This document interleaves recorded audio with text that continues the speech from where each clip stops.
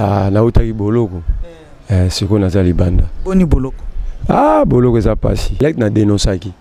N'habité programme à 100 jours aux programmes il y a le coût à escroquerie. Chaque parti politique on ça la moi un projet de société et ces projets de société va améliorer selon la réalité n'engue besoin pour ça. Tibo comme besoin pouvoir beaucoup na société projet de société actualisé aux années yangwana tant Félix a qu'un ça ma programme à 100 jours na limité na échanger. Et ça dit combien de projets plus de 200 quelques les lots. Ils ont mis les maisons préfabriquées sur des moutons. Quand on parle du président, ce n'est pas la personne de Félix. Il y a toute une administration là-bas. Aux journée, c'est qu'il n'est pas Daniel Safounaï. Yibisaï, Tika Oganga, Tika Bapo. On a quoi informé aussi le Daniel Safazo et ma téléphone. Ce jour, on a une émission on ne dirige pas un peuple en cherchant ses points faibles. Parce que si on a faiblesse, c'est moi qui ai plus de l'ingabata FCCT. Donc, nous sommes à au Sala, on a FCC. Passionné sur mon et sa classe politique. Bata lokuta, ba malhonnête, ba aventurier.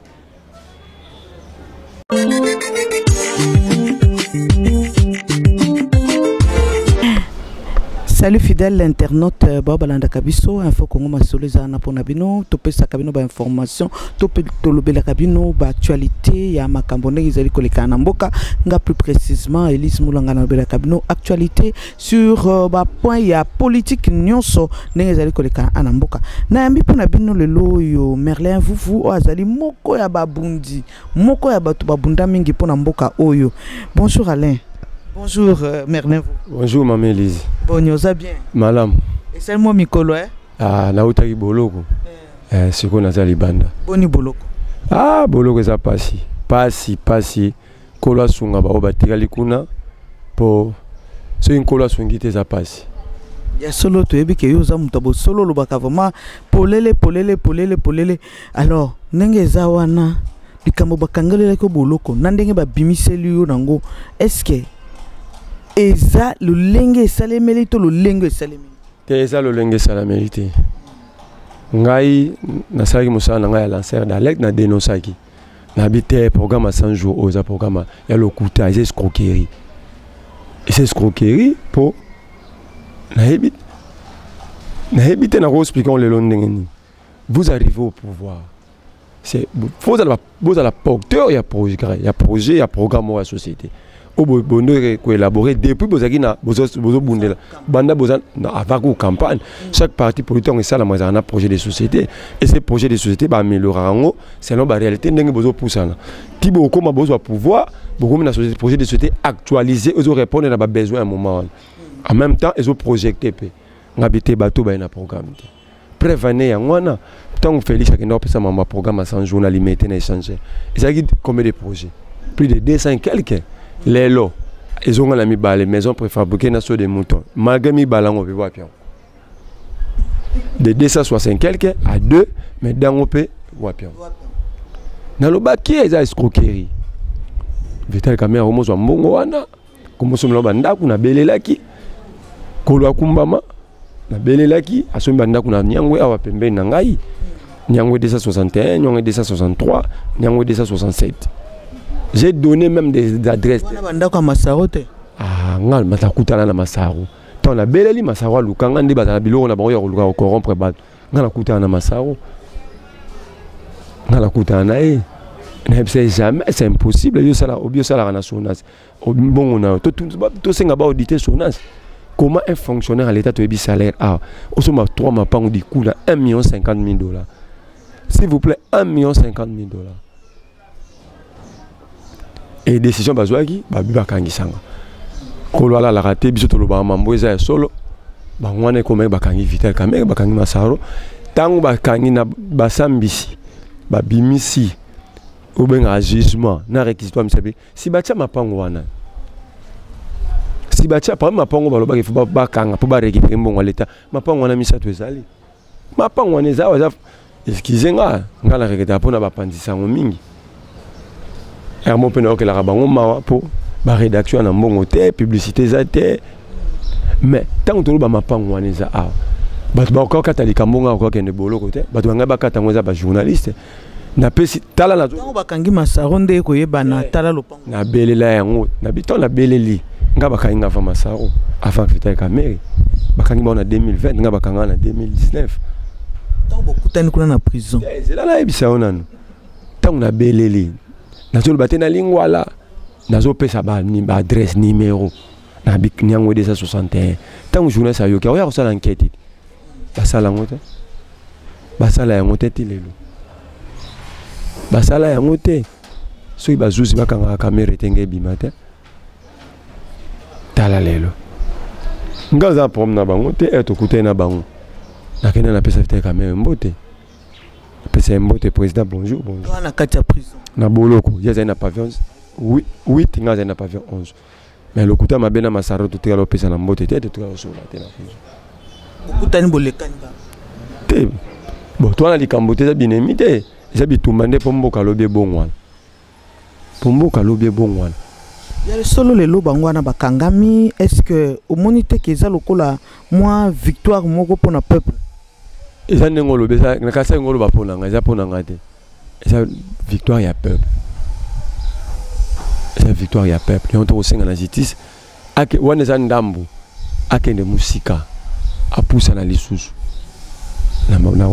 na bila musala wana mais entre temps na cadre humanisme vital caméra za maladie ce que senga ba ke soigner libanda to ala intérêt ya kufa to ko gagner na biso eloko moko te soki ye akufi et ko ça pasi po azape leader ana bato ayeba ndimela raye to mona ki atobia yibi mais bato musu bazo défendre do azana bato bandimela raye pasi ko sala atata mukolo akufa bakanga moto na bolo pa kufa te lelo yo likambo ezali FCC basaki libala na bango bien na cash libala ekomi na katikati libala ezaki bandele bandeze libala la bina yo libala wana eza lokola inceste morobo eza lokola noko abali mwana kazini libala wana ngala loba yango tant ka basali loko na epsa honorable Mukeba on est parti pour un quinquennat vide 5 ans na bageza vide d'abord là ceux qui va au Canada bien tes libala malamate ceux qui vont la coalition politique ça dit vous définir programme commun IDPC un programme de cash un programme na FCC un programme de harmoniser pour mission un programme moko bala ça programme commun bala non bana ngote d'abord kuma mboka na bulu yeke Félix a un programme te FCC un programme te ba sangani gapo ba yiba mbongo ba sangani po ba yiba mbongo ah ceux qui yibi ba wana ba beli mo yibi tala bazo diriger ensemble mais au babé là-bas au miibi ba au babé là-bas au miibi donc moi ça zo bela mobali moyibi mobali obela moi c'est moyibi libala ndenge basanga faut pas au sarabatu basanga na eloko cette coalition est assise sur rien il y a aucun sous-basse mais ça la coalition mais le lo monite que attaque il y a rien et sengela ki na bango bacha souci ya peuple liboso muninga sale loko malamu ba misusu bazo telemela za mabe donc ebishio so qui basa la programme harmonisé comment mon programme commun banga baswana te nata yo moko lelo yo basali programme ya esa le roi moi continuité te za roi mabalo to mona ba jeune pas moto abali moi sipo moi ça kitoko mingi to po moninga na esongolo abala ki abinga pe fona bala libala ne zaka ya ba problème pour ba o wana moi si wana ibi mobali wa faine malamu te mobali pe bi moi so faine te za libala problème ça quoi coalition wana yuzo mona bwana kwa ça okuna kangi boko nanje donc 5 ans yo kenon ka vide batunde basolo ba siko su ba kulutu na ngebele to solo bazali baninga la ngebe ngai na sa bango depuis départ mokolo liboso sa bango 5 ans eza perte parce que ça ka po ba congolais bato ba souffrir parce que ya ngwana mais okoroze les lokoté na peso exemple là programme 100 jours 260 secteurs touchés na programme moi tant ba bandi misa basali ka mibali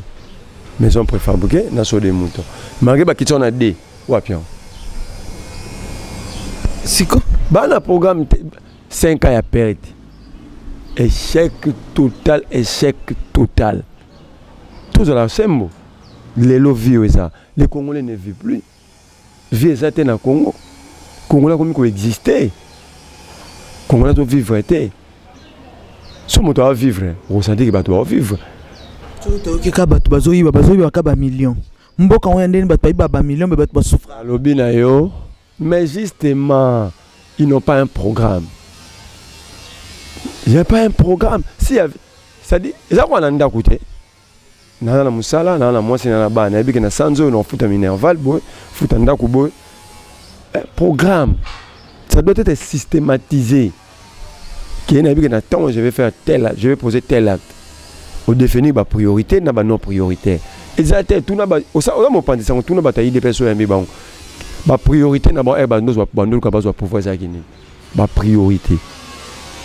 Dans un programme, il y a des priorités. Oh, coûte photo ça là dans Wapian. Félix a un programme à 100 jours, programme à Kabila Tikaki. Sur le quoi on a Kabila coûte à Tikaki Bobi qui a bien qui a été tondemi. Wapi ouais. Ya Kabila les 100 jours à quoi coûte qui on a bien mis ça les simbité. À ça là ce que ya un programme ya gina. Saut de mouton. Mais ils ont la carte à programme à Kabila. 100 jours. Gratuité. Gratuité c'est concessionnaire d'abord et aussi mbaté bana bazon classe d'abord mais à mon azo baba journaliste c'est beau sunga biso mboka ba vrai acteur à démocratie c'est ba journaliste mon baba enquête baba France 24 ça là banan babimisa Sarkozy mamambo banan babimisa Kaiser banan babimisa mambo ya desk banan babimisa mambo ya Julio Assange le fondateur de WikiLeaks c'est les médias. Les médias, attends tous à pauvre, mais tout ça musala. Nous à la pauvre, na pauvre, nous à la pauvre. Tout temps pour la pour nous na la carte école ceux qui programme à 100 jours réseau ça les malengé sengeli. On aura même que baza attaquer na zana mikanda ba érotique langa. Il y a qui on lobby, na tchaki des gens samedi, na tchaki na mutu kana na bossa no kenonda ko lobby na kutana na été. Les enfants n'étudient pas, on donne pas cours depuis rentrée. Depuis classe zongi ba opé côté ba député ba ko benga wili ba ko ngate ba tuna ye bana bazongi kela sol bien classe zongi ben bazo ke ne classe ba prof bazo tangisate qu'est-ce qui se passe aucun député ba député bana ba proclamation soba ke lo ko la peuple a gangi mingi ba benga ministre affaires étrangères passeport congolais tile le zate tile l'autre OK oh 5 7 mois passeport maintenant dans l'action que bateau ba na programme mon côté projet mon côté lo salati passeport un pays sans carte d'identité sans passeport donc il fallait continuer quand on a passeport wana ozo coûter plus de $100 par passeport 250 exactement que pour TV anda ko zo la ça bien té pour TV bien TV comme yakala zo la kisa mobi yakala mais wana capacité ko remplacer musuna anda ko te pour bana ya sika bana batala ozu yakala bwaki lokola kasi bango bakosalaka eloko te ti lelo ondimite ke Félix akosala eloko so Félix asala eloko ngano to wana kisasa yo la kisangai kasi yo idée nini to pe conseil ko pesa na bango pour que bako ko redresser bango bayoka ba te makanisi na bango za bazwa mbongo leta ba pombola ba iba ba tonga bandako ba yoka te to to za obela mambo 100 jours bazo iba mbongo et na mwani max 2019 tant au Bélé na max 2019 ba ka caméra na avril mai 2020 surtout ba yoka est mbongo na ngai ba matina niveau million ba yoka bisote abia bana na bazanga tina ba lo ba mamba ebité tout lo bara so ba yoki kolwa kumbama so ba yoki pete kolwa kumbama Merlin lelo yo na kancha yo moko yoki nikambo ndenge kondongwana ana kati Kinshasa na kati mboka mobimba République démocratique du Congo mobimba tokolelaka Banyamulenge ministre de décentralisation a installé qui commune à Banyamulenge commune ya Minembwe tomoni bata Minembwe ko sepela kobina Banyamulenge Minembe commune Minembwe ba sepeli makasi après tomoni président de la République ote to annuler yango makanisi la liboso na kobana na Félix ba dirigeant peuple té Thomas groupe à bateau belé na sentiment ya groupe le président un leader réfléchit prend des positions avant même que l'acte soit posé. Félix Abi président Félix Azara qui t'a zana quand on parle du président ce n'est pas la personne de Félix, il y a toute une administration là-bas. Félix Azara qui était donc bakanga ba bureau ne soit présidence. Tous ces conseillers qui gagnent 8 000, 12 000 $, ils les gagnent pourquoi? Il gagne tout cet argent pourquoi? Tina ba conseiller on a sur Zarani. Ba conseiller bazaki na bango courant, il y a installation à commune on. Il y a mi balai.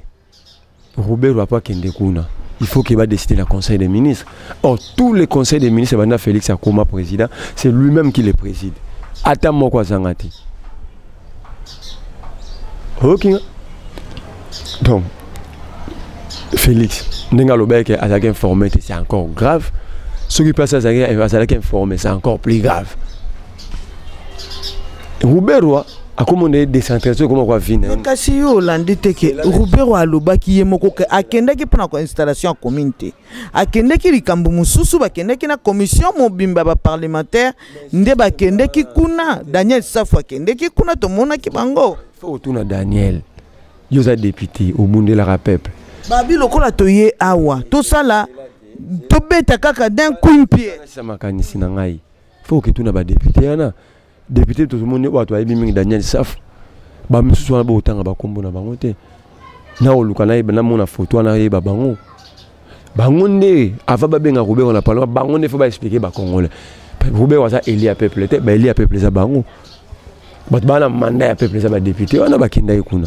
Ba lo ba mso ba kenda ko sa nini qui avait signé l'ordre de mission. L'ordre de mission la mission était quoi? Tout il a non mamboté ba kenda te mission za kini. C'est une mission parlementaire, c'est une mission parlementaire, c'est une mission normale, classique. Mais la carte mission parlementaire c'est un objectif non? Et ça on va bi parlementaire qui mission ba rotino pe mission na kimwala na malweka na mbudi. Même na mbudi yango ke ko sa nini mission ngo za ko ke sa nini na mbudi. Mission za ko ke tambolo tourner ka mbudi ozongi. Mbongo alete bimi. Pourtant on a une mission na mbongo ebima ba pesa ki bango ba frais. Ba frais ne bima pour que tambola ka. Ba fais ba kenda ko sa nini. Muta signé ordre de mission a signé ki ba na compte musalani. Où est les rapports maintenant? Les rapports. Ba kenda ki mission. Rapport par les enquête parlementaire. Rapport ils ont un parlement parce que ba kenda ki kotala le lengeni ba militaire ba ko travailler na bino na démocratie secret à la rater. Et loko zo boso e bomisi bato. O ba ke ba bomba rapport. Bato ba kufa ba bombi rapport. Ba bimisa yango. Ce rapport à malam et ko tia kimia wate. Ba bimisa rapport wana. Bazo bombela oni. Donc mboke komi ya bango 300 na so 500. Biso 100 millions boye. Tout bomana ba on ba bombi mukanda. Ba bimisa mukanda. Faut oza journée c'est kende pas Daniel Safu tunaye. Yibisaye tika oganga tika ba poko. Na ko informer oti le Daniel Safu zo emba téléphone te aza pesi rendez-vous le lobby donc c'est moins difficile pour nous Daniel Safu. Kota maramna été mais ça mawa. Ça mawa. Ça mawa. Ya koma na mambo trafigo. Société na kazumbale ça ba ko mbongo l'état ba taxe à l'état nanzelo c'est longo banité balandela bango Daniel Safu bimi émission conférence de presse à ça défendre maman défendre yebi trafigo yebité a bengana innocent olenga journée ça poser motu na bengani akena eminembwe akomo ke bina ni na faden honorable ngai ça ba tumsu ba mérite ça ba député tout ça sincère le pays ne va pas ambo que ça les otambola te mamoto ils okufa yo député OK tikla no Jeanette kabla cadeau anniversaire oyembela ke joyeux anniversaire dada commune a aucune maman minembwe suite aux opérations moto explication te biloko to za condamner bata kabila lobby ba enquête sans suite sans rapport yango Daniel na salide botu na ye wapi ma azo yambate te so azo yambate bino ba journée bo sa musana bino enquête parlementaire bokenda ki minembwe bokenda ko sala ni pour tout bana Robert pour aza la remarqué le mot batamo batama sima FCC ba biso bas donc FC Félix jour on a une émission ça qui on dirige pas un peuple en cherchant ses points faibles parce que biso na faiblesse mo ke biso linga bata FCC donc nyonso mabe ba osala ba ola tsango FCC nyonso mabe ba osala ba ola tsango FCC pour bi ke biso ba bika FCC ah ba du mabe Daniel amta FCC te ça amta la mukati akenda ikuna opesa rapport amta la mukati to take tout attaqué Roubé wa pam il y a député FCC Bernard Kayumba zalaki na lobi na yo boy na lobi Bernard Kayumba za muta FCC so bolobi ke Roubé wa muta FCC ba ke bizai cop na bango to zu muta opposition azalaki wana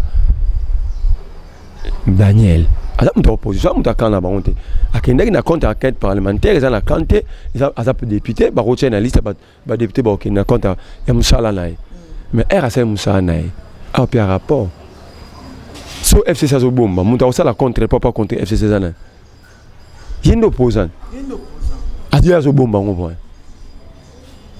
azo bomba ngo yendo opposant je fa battre peuple ngala kenda ki botala mamuto kenda osala kuna yango pourquoi azo bomba ngo le Bernier se quitter les Azaria Soubé ça parce que ma chaîne média ça me ça na monter puis ba pesa peuple impression le côté les qui na la classe politique tout là ça que ma benyo sur ça la maison FCC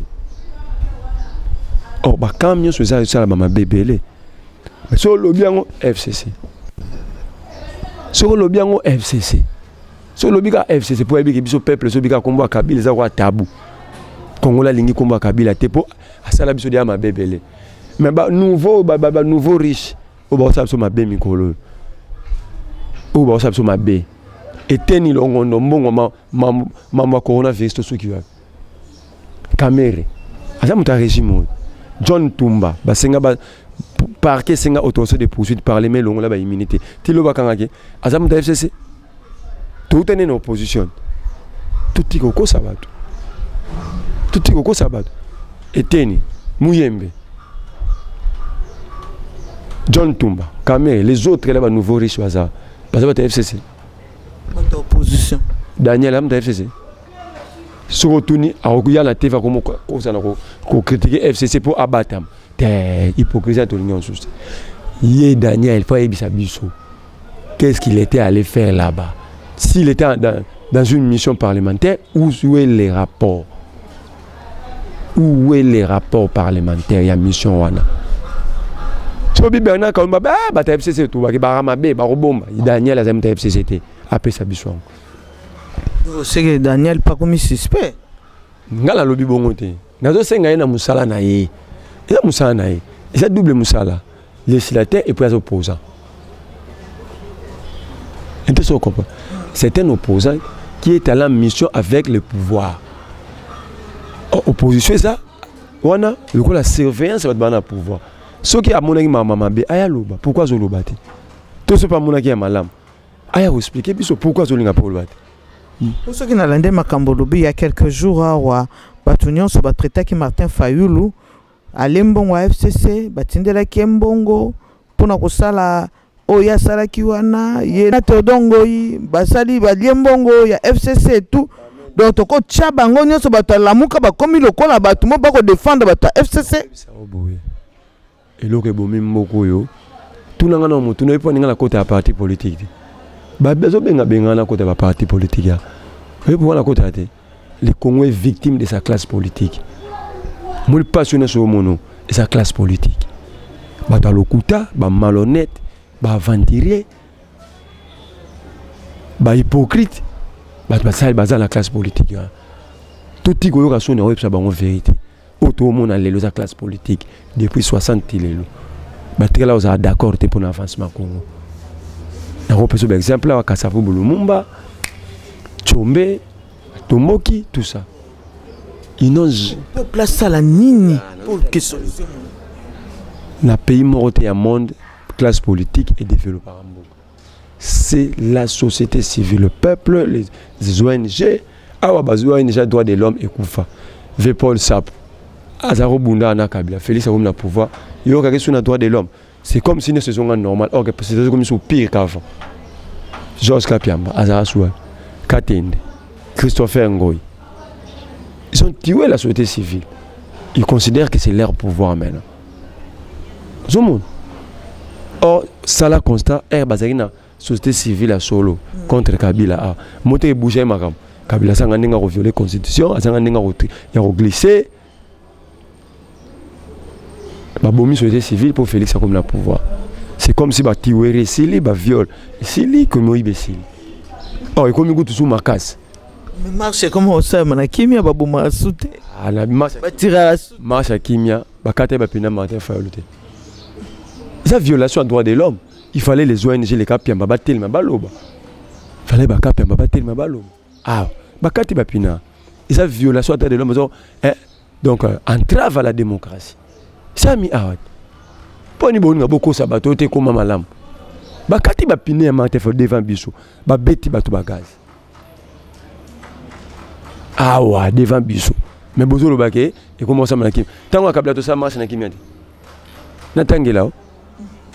Oh. Tout ça peut ba marche msou na kimia tango akabla. Tango Félix ba to marcher ba koufi bazar. Des fois, jeune moi ici da koufa le 30 juin 2019. Na Goma. Taba betare masas. Azari na ndako to ina marche. Ba bete na marche. Sous Félix. 30 juin 2019 sous Félix.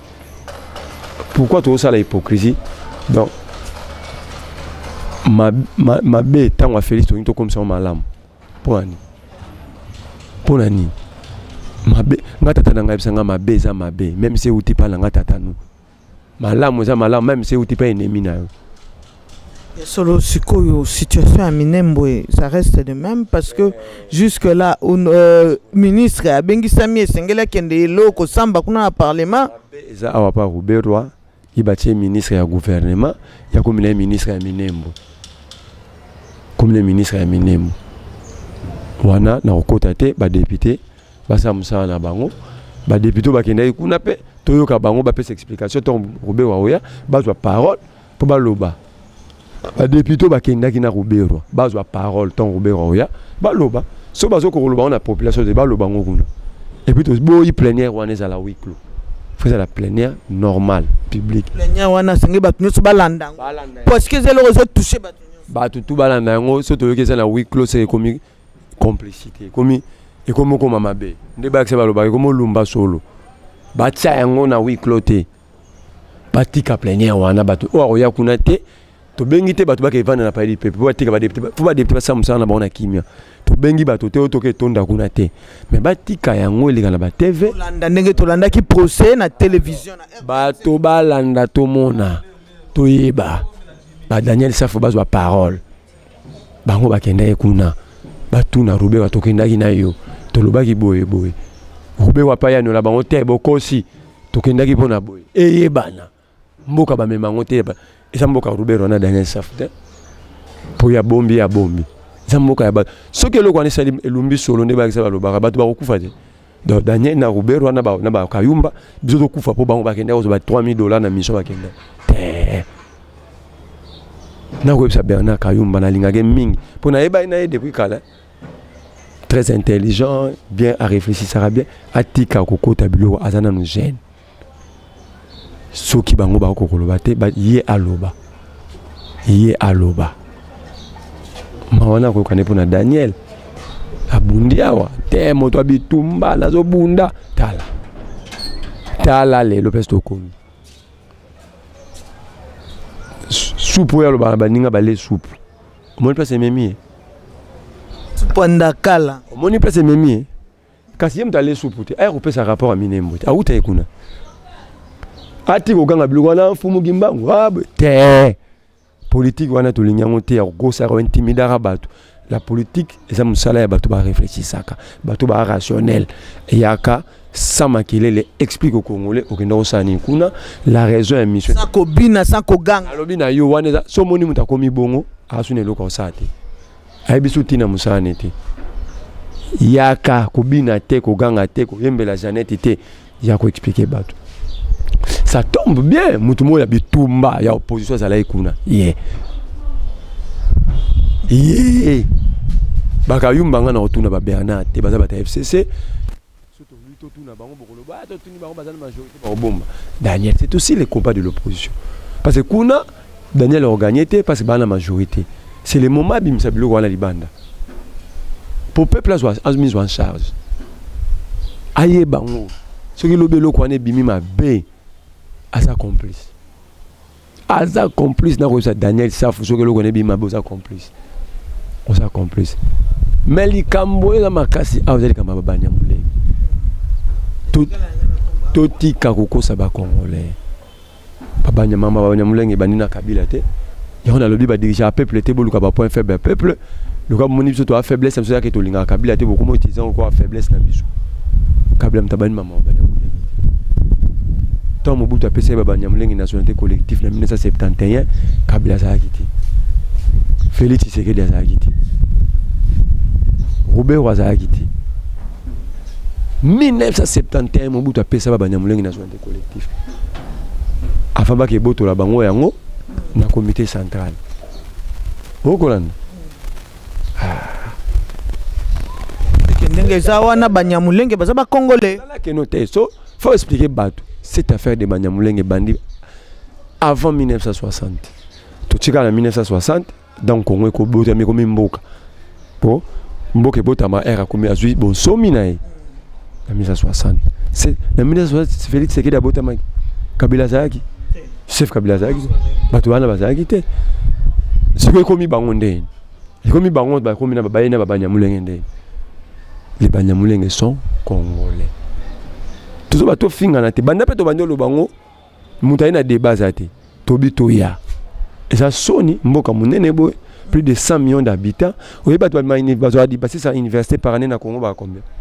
2 millions de diplômés universitaires par année. Incapables de résoudre un problème. Il y a un petit territoire, un petit problème, ça fait plus de 60 ans. Aucun Congolais arrive à réfléchir pour proposer une solution. Et puis vous êtes fiers. Ah, tout le temps, petit problème comme ça, personne ne réfléchit pour. Professeur d'université Belé. Personne ne réfléchit pour trouver une solution. Et puis vous êtes tous les Sony. Ils ont Sony. Nous avons réfléchi avec Moukebaï. Ah ouais.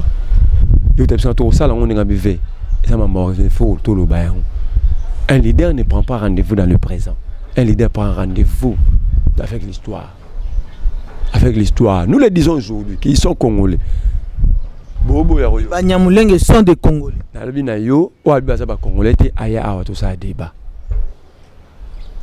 C'est si simple, c'est simple. Il y a Roganga Bateki Mboka. Ok, mais c'est Bateki Mboka, Bateki, Batali, Congolais. C'est bon. Pendant que tous les Banyamulenge sont, les Banyamulenge sont. Ils sont au Congo. Quelle est la solution maintenant? So yambi mutu. Aïbaba Congo, Congolais. Bangba Subateka Minembo. Ça va, monsieur, tout ça c'est bon. Mais ils sont, pendant que nous discutons, ils sont toujours là. Qu'est-ce que nous faisons de la solution, c'est quoi? C'est la question que vous, journalistes, vous devez commencer à poser à tous ces gens-là. Qu'est-ce qu'on fait d'eux? Parce qu'ils sont là. Ils sont là. La solution, c'est quoi? La solution, on doit reconnaître qu'ils sont congolais. Et, nous avons projeté qu'en avenir, dans l'année Kouloutou Denis Kambaï, pas Negonayo Péo Loa, à l'obélo au Moya Motouya, cette affaire a été réglée à San City. Martin Falozan à San City, Fang Dion Azala. Baroutou Bazala. Ba régler yango. À quel plus loin, habitant Bassis va solution à problème ouana. Fayu le Dion Bakanga photo na Robero. Pour l'accès, Boyo Kanyeko, Tito Ndimani to Abakunde. Ce que autant Basaki, pourquoi les lofo Wangana? Ce qui a ensemble. Ce que Batou Bazo Wangana Bilo. Tu critiquer Félix Yaki, a Wangani signaté na Genève. Comment koba image ezali? Signaté na Genève, Félix a raté, il a irresponsabilité, mon konza signé mon kanda Wangana. Fayu la Wangana Mamba Yebi. Ce qu'a Yebi Basala qui on a senti, tu as bien marché pour un. Donc comment m'a faire marcher par sentiment, par besoin mon cosmétique, aux sabat. Ça a été depuis pendant la lobby en Denis Kambaï.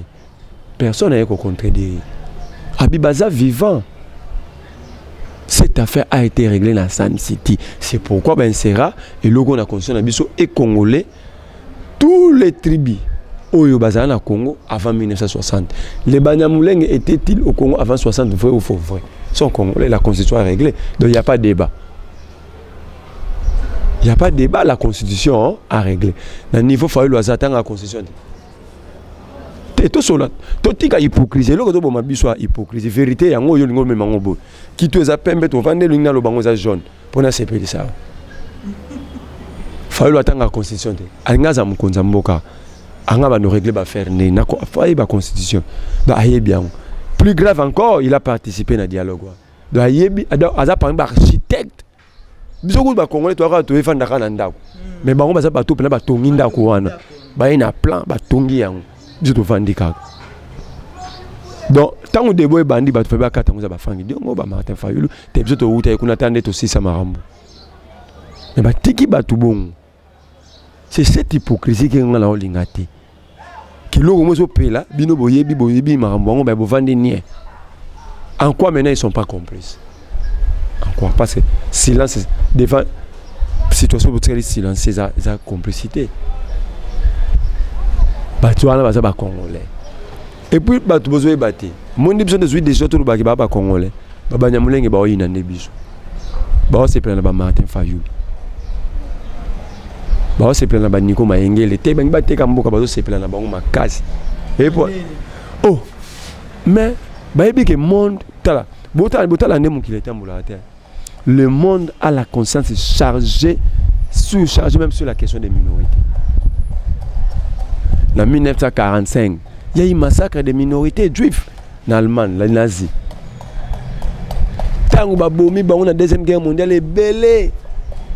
Monde de sangani basali Nations Unies. Balobi 9h. Plus jamais ça. Mon toro kufate. Pour na boyambine pour les chrétiens ou musulmans ba robo mabatu pour na bongo pour les raisons na te moto la liberté pour na ba te ba nationalité côté ba robo pour na ba robo mabatu te pour baza munkie hein minorité ba ko moto moko pété na mokila ro vanda azanga mboka kinga za kana mboka ta patrite te mokile lo ba jamais lo kone ko sama so moto nyoso faza na mboka na ye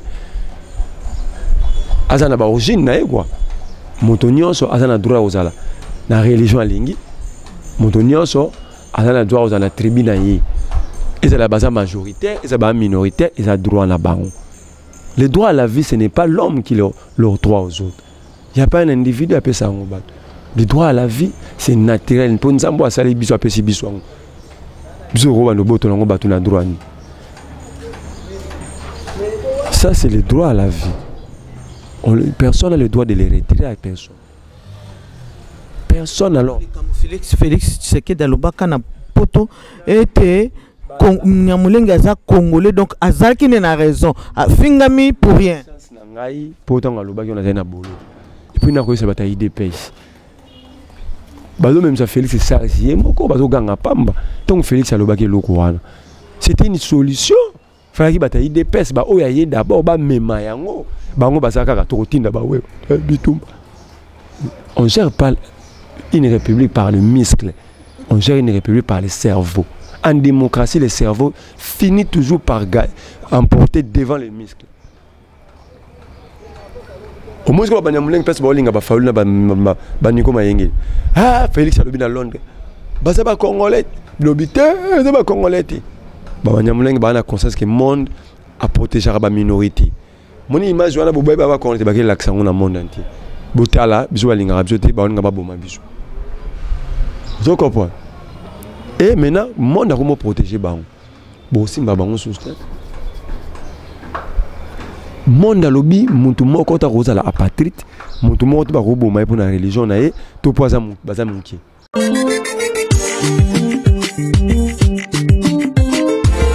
Alaye contre un pays, hein, il y a Europe, il y a Amérique côté kuna Birmanie.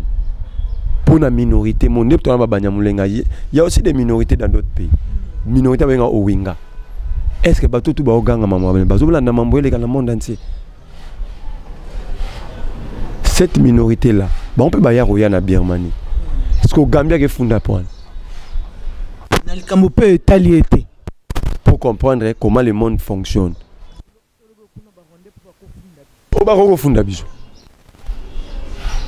Le monde protège les minorités. Et puis, il y a un véritable agent de balkanisation. C'est un bichon, un Congolais. Bichon Moko. Tout ça joue à Baba Nyamulenge. Et il joue à la victimisation. Et quand tu as victimisation, tu peux savoir, ah, bah, Congolais, quelque chose de tout, tu as beau, tu as beau. Ce boutier, on a mis tout là. Déportation d'un peuple. mukile otika binote. C'est pour ça que ce mukile tokozo bango tike tolongoli ndambu bake kasai ndambu bake ba Congo ndambu bake ba bisika la nane mukile fonctionner. Yo polo ngakisa ke kasai faut ba mzwana makasi. Nous avons commis une erreur historique sur les Congolais. Sur les Banyamulenge, comme la force place des Abisso. Il faut te reconnaître en haut. Tout tika bango ba vanda na ghetto. O ba bengi minembo. Hein? Communautarisme ba vanda ka bango na bango. O te ba na culture mabe. Question na retourna bato. Comment est-ce que les civilisations changent? À rencontrer d'autres civilisations. Mais er bango to enfermer bango. Bazo kuta na ba culture mususu te ba changer ndenge. Il faut que vous la bango bakuta na bata Congo central bakuta na muta Équateur mambenga au moins na roza kala tuzaki ba Congo bali afama sanguti te ba Congo zaka ba luba bali yango lelo ba Congo bali yango pour ba zofa na ba luba na keta la masa na luba li yango za bien. C'est comme ça que la culture change. Tant ba culture ba civilisation kutana ba culture kutana bah eux ils ont compris mais pas ils ont changé mais biso tika bomba vanda na une sorte de communautarisme ba vanda kwa na ghetto ba vanda ba sala kama bango na bango ba lia rabilo na bango moko ba sala mingi na mabela bango mbe na bango moko ba boko la hakuna ba ke ba mona na ba tu mususu ti o le biso ba konle to kopala ate to ke tonga na minembo to ko ba po vanda kuna to le po vanda kuna to lingi po vanda kuna to banga ba kata biso mtu. Nous avons les pommes à Congo, nous avons chaque jour tout tiré aux Adam. On dit Adam, moto yambo nzamba kela. Donc bah il est responsable en fait. Adam, yo le mami no sali le mbuma. Oya lo bagé, na mula ki mwasi na ngazo lia ngape na ki posa na ngona lie. Habité faut tes moi sortir pembena. Donc groupe oyo bakenda ki ba parlementaire, na ministre ne bakenda ki ba na ba on a raison. Bazo ba ne ko défendre ça you. Tout tiré aux Adam. Kongo koma moto abebisi bo moina ye era koma mukolo komi boendeni noko na biso loka kinga buzo banyoso ye mora sala ki wana abosani. Nous avons commis une erreur. D'abord nous devons reconnaître ça. Nous devons laisser les Banyamulenge vivre en communautarisme pendant 100 ans, pendant 60 ans bavanda bango na bango. Et la culture s'est renforcée. Ce qui doit intégrer qui bango na société congolaise. Intégration sur le bateau, on a des élévations personnelles, la rang social. Mais l'intégration, c'est-à-dire l'intégration culturelle. Banyamulenge comme on va dans le Congo. Ayepe, ana. Nabina yo, ceux qui vont va dans batoutoire. Il y aura même pas 5-10 ans. C'est fini. Sikoyo ndenge basali wana. Est-ce que monteke esenga tozong ce système à calendrier mobuta za ko sala. Ozamuto Équateur, batio gouverneur na Bakongo, ozamuta Bakongo, batio gouverneur na Est kuna, ozamuta Bandundu, batio gouverneur na Katanga. Esenga bazong ce système wana te. Ba pekisi motote o azamuta Équateur ke cha candidaté ta gouverneur na Mbandaka na Congo central. Seulement que on veut faire vivre la démocratie. On veut faire vivre la démocratie. Tant que moto Congo central la gouverneur Congo central pour ayebi bandeko na ye. Ayebi bata Congo central. Azamo na kuna ba problème. C'est ça en fait le même problème on a dans entreprise publique en moi. Vous politicien mo vous DG kuna ayebi on a traité, ayebi ba problème on a traité. Mais quand vous prenez un fils maison. On fait les 30 ans là on a traité. Ayebi on a trahi, ayebi ba problème on a trahi. Beaucoup monsieur wana niveau ayebi place à retoucher pour notre ken. C'est pour seulement faire vivre la démocratie. Mais cela n'empêche pas que ngaza moto ki sangane na vana moto chopo. Na rola mkape na tona bina kecha candidaté na tant que gouverneur na Nord Kivu. Soki ba voter nga. Souci ça que na sa musala malonga po mboka ekende liboso. Ça ekolote. Ba plexi mututa. Tout le monde a des systèmes de nomination qui c'est qu'il a nommé gouverneur dans n'engue tant qu'on a nommé ces gouverneurs là sont redevables à celui qui les avait nommé. Baza redevable était vis-à-vis du peuple. La démocratie est boya lo ko wana pona ya. Tout moni chantina tsheba gouverneur ba bugumesa. Ba o sa musate mais ba o yoka raja. Pour me tsheba mais so biso moto voter ba bugumesa. Bangando yoka chantini. Bangando yoka biso. Pour que soit 5 ans après, tu vas voter pour yoka biso. C'est ça la technique démocratique. pour pousser le dirigeant à bien mieux travailler. Pour 5 ans, on n'a pas de faute. Donc, c'est une sorte de pression morale. Il y a bateau dirigé pour voter ou voter. Vous êtes redevable vis-à-vis de bateau batindi au monde. Il faut voter à Rabaou. Merci beaucoup Merle vous au lobby tellement mingi na ngaki na tuno ba proposition na ba idée mais aussi pesina ba proposition aussi soumettre déjà na bateau ba rolonga linginde tout ça débat. C'est un débat que nous lançons, débat dans la société entre nous qui disons que les Banyamulenge sont congolais. Na ba oba ba congolais. Et ça te pose à média YouTube beaucoup ça débatté. Au côté quitter au super mutu muso akana oche yo bengi ngai. To kutani. Pour na monnaie ba média YouTube et ça place ba profiter le n'importe quoi. Ba kei. Aibi ke bo benga kana débatté ba média YouTube et ça sera débatté. Pourquoi qu'on instaurer yango? Bengi mutu akana zo lo ba ke. Ba ça ba congolais te. Bengi biso pe to ba ke ba congolais to débattre to tse ba proposition à table. Que les Congolais voient qui sont dans les vrais, qui sont dans les faux. Quand on a la lobby, mais monsieur qui a lobby na gangi. Mais contradiction directe que ça été. Ah, tout est capable de qu'est-ce que c'est. Bah moi plaque yo ganga qui baza ba Congolais te, ngalo be baba ko to fandi na oboye. Mais tout na wana to bandi. Démocratie ya ngwana. Tout to bandi to finga na te, to yande na ba idée siko.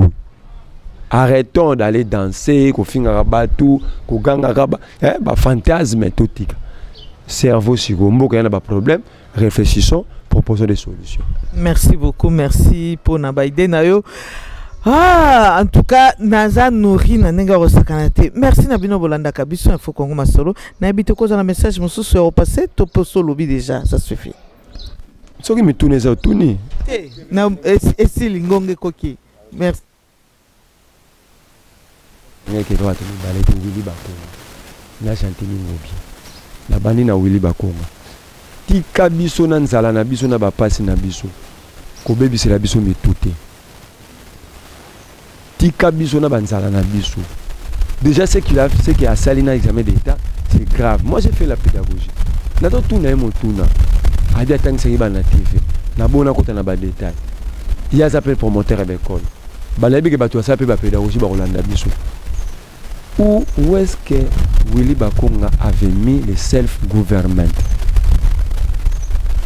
Le self-government, l'école active, c'est un principe majeur en pédagogie. Atchakiango wapi.